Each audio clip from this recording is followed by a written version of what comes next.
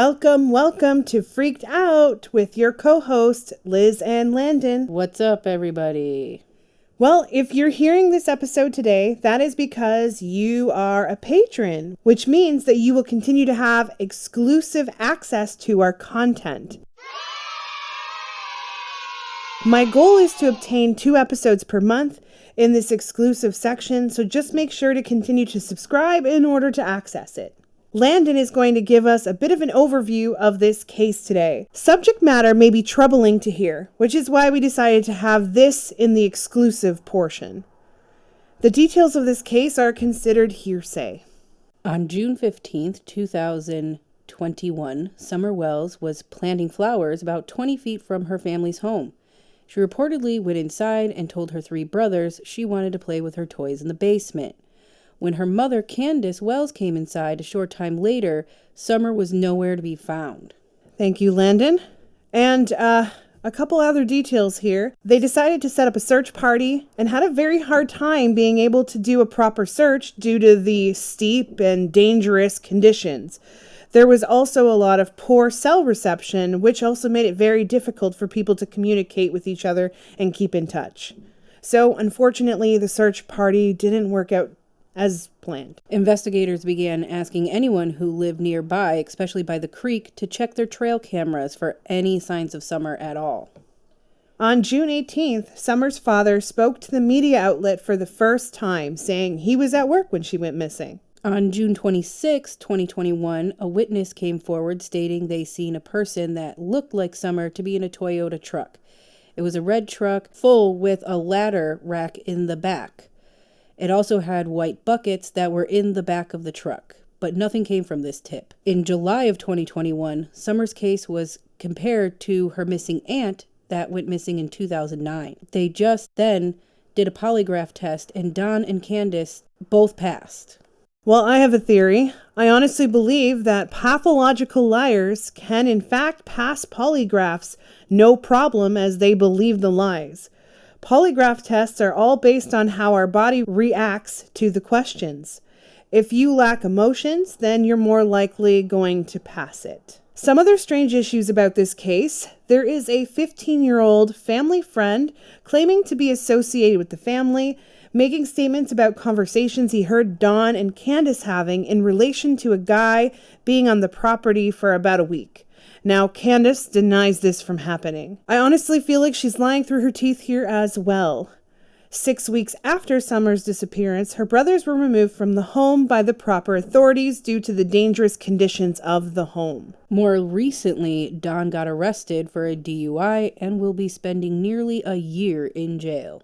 I also personally believe that the investigators are hoping that they can figure things out before he finishes his sentence so he can continue to just stay there. We also have to mention the other very unusual portion of this case, which is the fact that there is also somebody missing in the past who is connected to Summer Wells, and that screams a huge red flag. That would be Rose Blye. Last seen August 21st, 2009. She left home that night to meet a cousin at a bar about 5 miles away. She told her husband she would be back before midnight, but never made it to the destination. At least that's what the reports say. Her vehicle was found 5 days later in a property parking lot, which was located approximately 30 miles from her current home. She went out with just very little money. She had no cards attached. Rose Blye and her husband were having marital issues, and 3 weeks later, after she had disappeared, her husband decided to file for divorce. He did this so he can prevent her from coming back and taking the kids. I believe that was because she was making statements to him about taking off.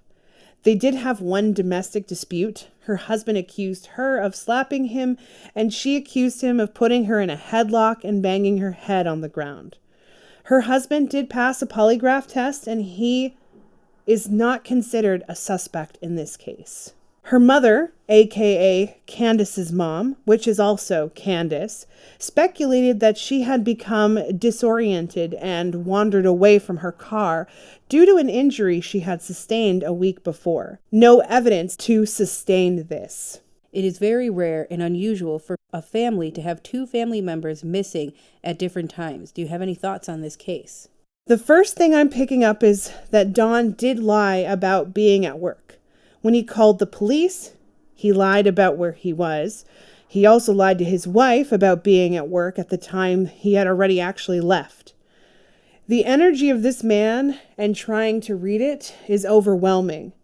He has a lot of issues, more so than your regular, everyday, creepy Joe. I feel his thoughts. I see his reputation. He was extremely abusive and very dangerous. He makes threats and has many calls of domestic violence in the past. When he drinks, he gets extremely belligerently drunk, and it's not just every once in a while, it's a consistent basis. I'm going to assume that he drinks because he wants to take away all the bullshit and guilt from all the crazy things he's done in his life. Absolutely. I mean, wouldn't we all? We all tend to try to do something to get rid of that. For real. The guy that he wanted to portray to the media is not at all the person that stands behind closed doors. That man has done a lot of bad things, and we will get to them all by the end of the second part in this series.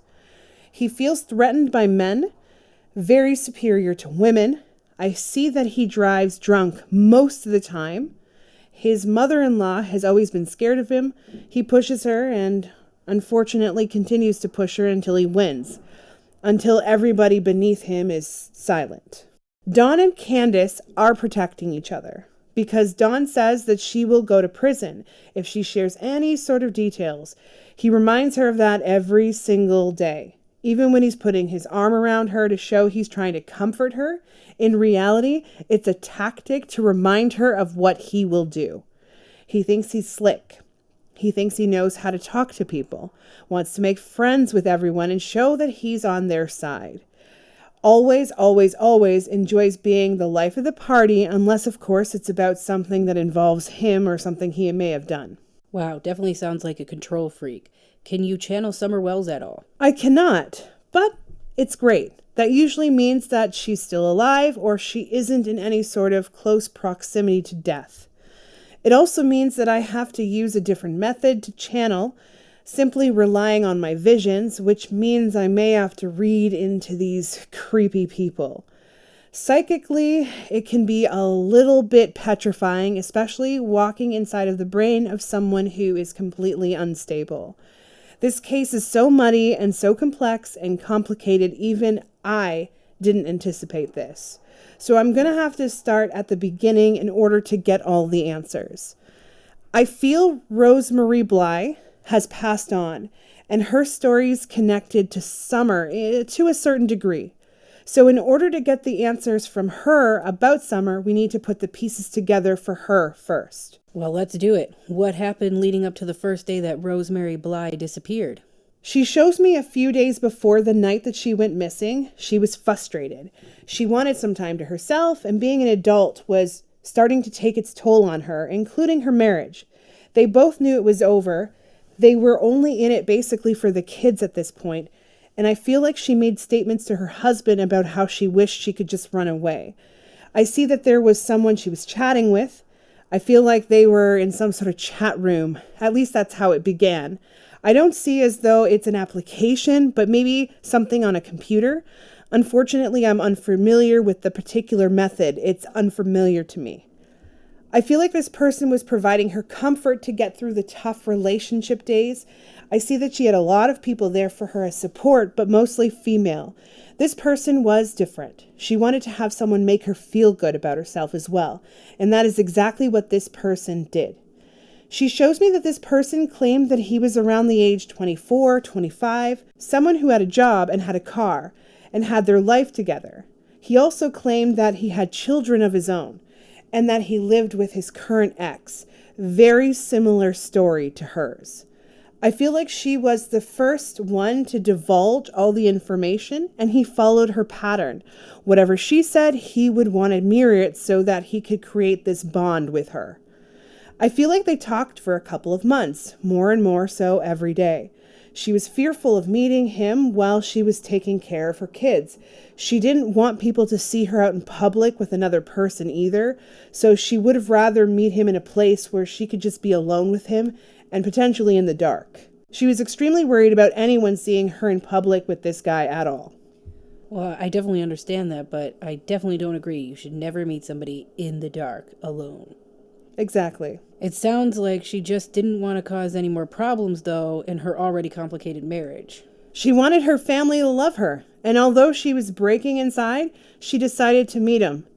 I see the name Jack associated with this guy. However, I'm not sure if it's a fake one or if it's a real one, but for the purpose of the podcast, I'm going to call him Jack.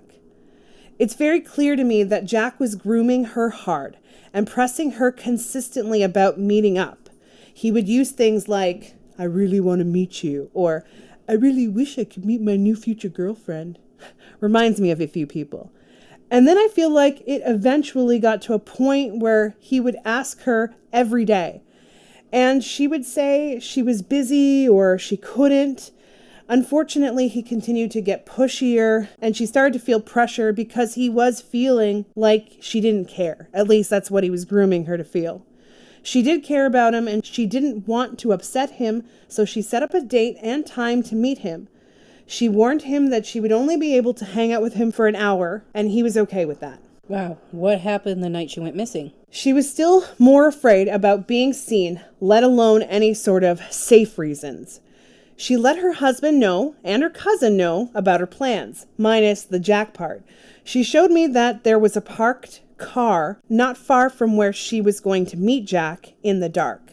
She shows me that it was a pretty countryside area, but there was like water and like marshy kind of stuff around. His car was an old model. I feel like there was an extra seat and a huge trunk.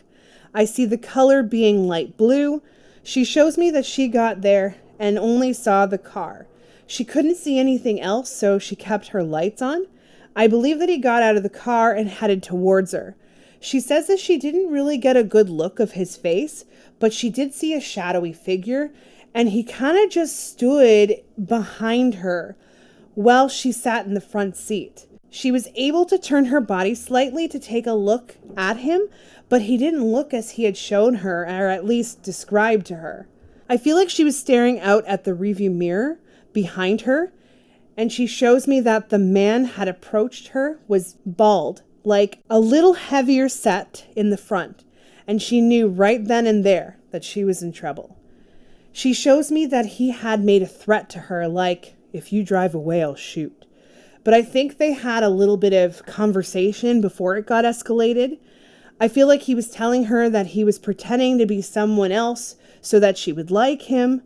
She, of course, was scared and scared that he was going to shoot her because he did indicate so. I see that he slowly made his way to the driver's side door and grabbed the handle.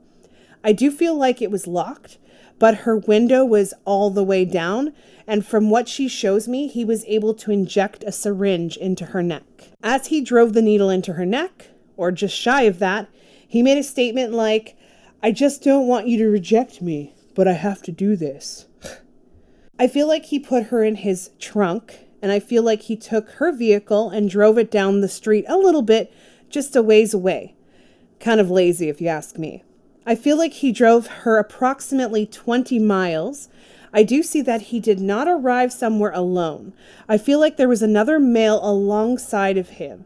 I do see that they had spent time taking her lifeless body, and while she was unconscious, continuously raping her. And I see that this was a consistent issue over and over again. In fact, and this is hard to say, I feel like she woke up in the middle of being raped. How terrifying. Incredibly.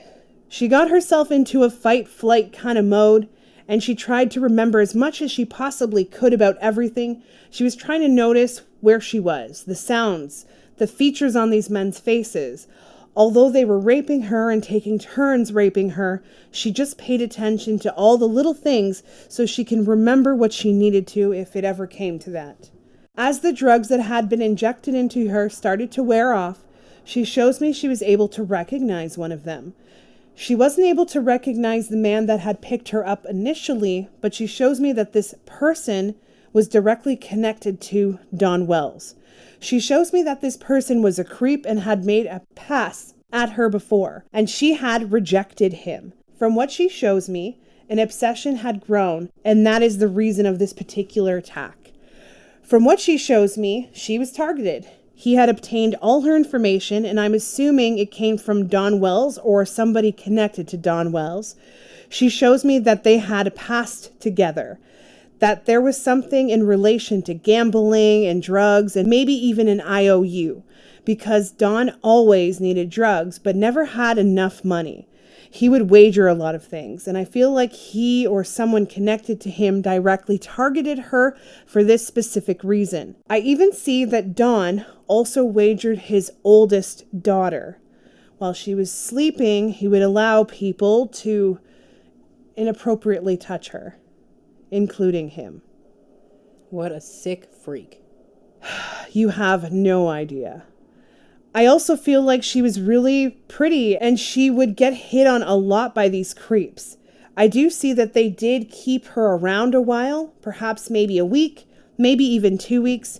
I feel like they were waiting before they disposed of her body. They wanted to make sure everything kind of died down before. I see that they kept her alive for about a week, and they did need to kill her because she did speak up in relation to knowing exactly who this man was. She shows me that she was killed with a pistol. She also shows me that there was a shotgun in their possession as well, used as a threat when she wouldn't willingly participate in their sexual little games. These men are absolutely terrifying and disgusting. I agree with you. They sound absolutely just downright animals. What did they do with the body? I see that one or both of these men worked in some sort of construction site. I see that they have buried bodies before, which is also disturbing. And I see that they buried her body underneath a home being built. She's telling me that all these people are the exact same people that are connected into relation to Summer's disappearance. She also is telling me that there's a few other kids that also went missing in this area attached to this cornbread mafia. She says that she isn't sad that she died. She says that she would have rather her lost her life versus her children losing theirs. She shows me that she used to have nightmares all the time of her children being kidnapped, and she thinks this is the reason why. Her kids. She says the last thing she did was kiss her children on the head and tuck them in. She said she made it very quick. She regrets not staying longer with them, and they have become amazing humans, and she's proud and happy that they are doing pretty good in life. That sounds amazing. She definitely sounds like she was a very protective and good mother. She definitely is. She says she wasn't the best, but she said she did her absolute best. She misses her mom. Her mom was the most proud of her in the family. Her message to her mom is this: now it's your turn, Mom. I know you're scared. And she is constantly grabbing her mother's hand. He put his hands on her as well, sexually and physically abused her. Mostly when he was belligerently drunk. That part is hard to her, and she has to watch that. She says it again: Mom, it's time. She misses her kids so much, and she just wants everyone to know that. Keep a grateful eye on your children and remember every little detail. She says you never know, but always fight and find that motherly instinct to keep protecting your babies. I will do my hardest to protect Summer as much as I can. Wow. Well, I hope she definitely does. I can only imagine all this turmoil. I feel like some crazy twists and turns are coming ahead. I can't wait for us to put all these pieces together. Oh, there will be. And you're not going to want to miss this. We will be covering the rest of the story potentially in part 2 and possibly a part 3, depending on how everything turns out. On a lighter note, I've been seeing so much on this Kanye and Kim Kardashian. I don't normally focus on anything in relation to that family, but I'm a little concerned for the kids. Do you have anything to add to that? Unfortunately, Kanye is really unpredictable. He is a manic bipolar, and genuinely, I have experience in this particular circumstance. I also used to be married to a manic bipolar, and it can be emotionally, mentally, and physically draining, especially unmedicated. With manic bipolars that are unmedicated, tend to think irrationally and become obsessed and obsessive. And when they have something on their mind, they don't let it go either. They will stop at nothing until they get it. Right now, he's in a very triggered moment. And I feel like he's going to find himself making some choices that may wind him up getting himself potentially arrested. I also feel like he may even end up potentially having supervised visits with his children. I feel like he has made some threats along the way in their relationship, and there is a bit of cause for concern for the kids. I feel like he is still in the mindset that he can make this right. For his sake, I genuinely hope he decides not to take the bad path. Trying to hurt Kim at the moment is his main priority. He looks at her like she betrayed him and lied to him, and I don't see that she genuinely didn't try to be with him. I'm hoping I'm wrong. I don't want to traumatize these kids. They don't need to see this happen to their dad, especially these kids have access to social media. I hope that mom and dad can get back to a place where they can co-parent. Well, thank you guys so much for listening. Next week, we will be covering an episode on Kyron Horman. Now, that story is crazy. He was somebody that I had done a video on TikTok as well, so I wanted to go forward and continue to do a bigger investigation because I have so much more to dive into. Believe it or not, this story is even crazier than initially anticipated. Well, guys, thank you so much for listening. Thank you for tuning in. We appreciate all of you guys. Thank you to all of our patrons. Woo! This is for you, and keep on listening, keep on subscribing. We have more to come. Part 2 coming in 2 weeks.